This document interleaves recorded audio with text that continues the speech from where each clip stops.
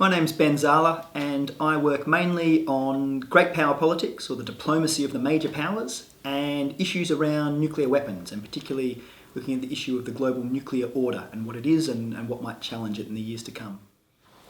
So recently I've been looking at the whole issue of ambiguity in the global order, particularly in relation to the distribution of power, or more accurately the distribution of status, great power status. Which states are and which states aren't considered great powers or major powers at any one time. And I've been thinking about how, as scholars, how we deal with that, how we theorise that, what it means for us as analysts, but also what does this mean for decision makers? How do you make foreign policy? How do you make defence strategy in a complex, ambiguous and confusing global order?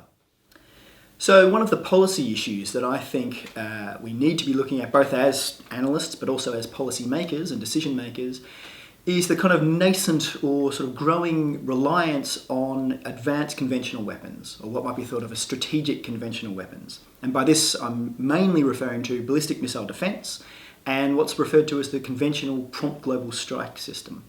And I think the increasing reliance on this in defence postures has very important implications for the whole issue of nuclear weapons, nuclear deterrence, nuclear stability, arms racing, arms control and the rest of it. So I think this is something that is going to require a lot more focus and a lot more work in the years to come.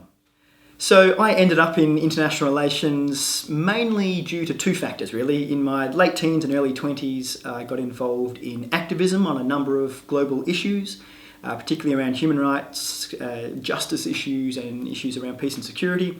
And then the other kind of driving factor in this was listening to far too much punk music, and particularly the likes of Billy Bragg and The Clash, and I think they're entirely responsible for me ending up in the wonderful world of international relations.